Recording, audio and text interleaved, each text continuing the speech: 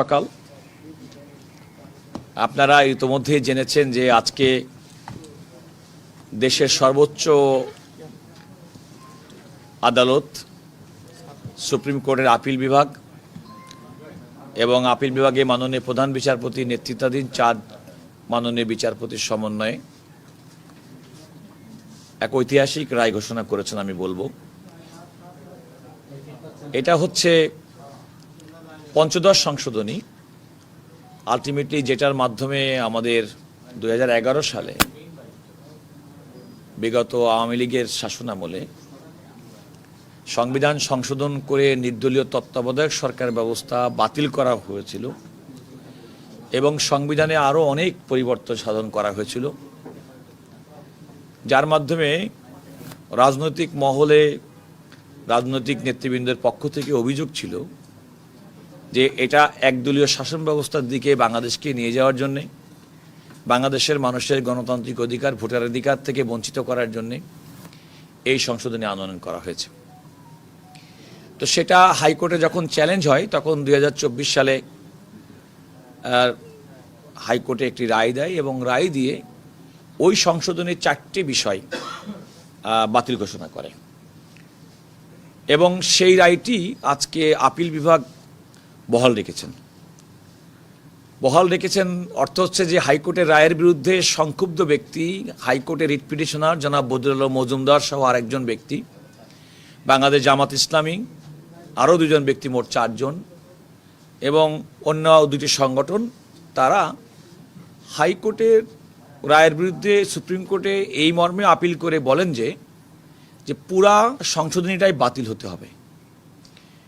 কারণ তারা 4টে যে সংশোধনী, যেটা হাইকোর্ট মোটা দাগে আমাদের সংবিধানের 7-এর ক এবং খ এবং আমাদের সংবিধানের নির্দলীয় তত্ত্বাবধায়ক সরকার ব্যবস্থা বাতিল করে, সংবিধান বাতিল করে নির্দলীয় তত্ত্বাবস্থা ফিরিয়ে আনা, গণভোটের অধিকার ফিরিয়ে আনা এবং সংবিধান এবং সুপ্রিম কোর্টের হাইকোর্ট বিভাগের যে সাংবিধানিক দায়িত্ব সেটাকে খর্ব করার যে অপচেষ্টা, সেগুলোকে বাতিল কিংবা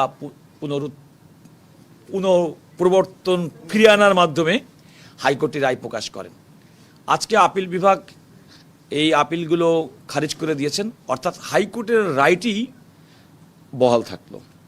এখানে একটা প্রশ্ন আছে যে হাইকোর্ট কিন্তু এই 4টি সুনির্দিষ্ট বিষয়ে আদেশ দিলেও সংবিধানের অন্যান্য যে কোনো ক্ষেত্রে সংশোধনী, পরিমার্জন কিংবা সংযোজনের ক্ষেত্রে পার্লামেন্টের উপর ছেড়ে দিয়েছিল।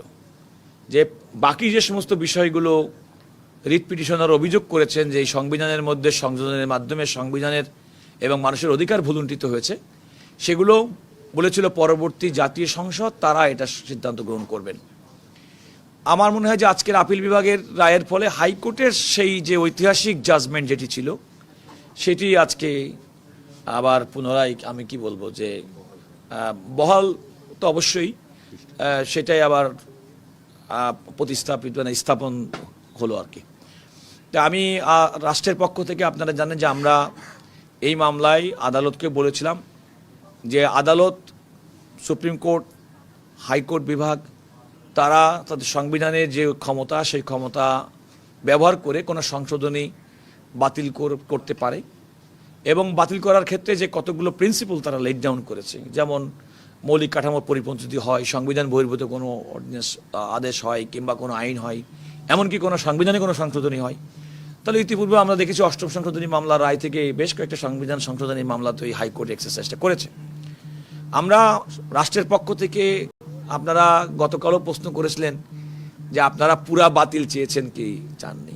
আমরা বলেছিলাম যে আদালত কর্তৃক ইতিপূর্বেকার যে সমস্ত নজিরের মাধ্যমে যে সেটেল প্রিন্সিপাল অফ ল তারা ডিক্লেয়ার করেছেন, সেই আলোকে যদি এই সংশোধনের মধ্যে এমন কোনো সংশোধনী তারা দেখেন যেটা তাদের অথরিটি, তাদের ক্ষমতা এবং তাদের পূর্ববর্তী সিদ্ধান্তের বৈরী, তাহলে তো অবশ্যই আপিল বিভাগ সেটা করতে পারেন। আমরা মূলত আদালতের কাছে সেটি ছেড়ে দিয়েছিলাম। আমি এও বলেছিলাম যে বর্তমানে জাতীয় সংসদ অত্যন্ত ভাইব্র্যান্ট, সরকার এবং বিরোধী দল তারা পার্লামেন্টকে অত্যন্ত প্রাণবন্ত করেছেন এবং জাতীয় বিভিন্ন প্রত্যেকটা ইস্যুর উপরে সংসদের মাধ্যমে, আলোচনার মাধ্যমে সমস্যার সমাধান হবে, এটা জাতি হিসেবে প্রত্যাশা করে। তো আমাদের এই প্রত্যাশার জায়গাটাও আমরা আদালতের কাছে উপস্থাপন করেছিলাম। এখন পূর্ণাঙ্গ রায় আমরা পাইনি। পূর্ণাঙ্গ রায় যখন আমরা পাবো তখন আমরা আসলে বলতে পারবো যে আদালত কোন কোন বিষয়গুলো অবজারভেশনে দিয়েছেন। তবে সাধারণত আমাদের অভিজ্ঞতা বলে যদি কোনো কারণে সরাসরি যেহেতু আপিলটি খারিজ হয়েছে, সুতরাং আদালত হাইকোর্টের রায়টা বহাল রাখার পাশাপাশি হয়তো কিছু অবজারভেশন দিতে পারে।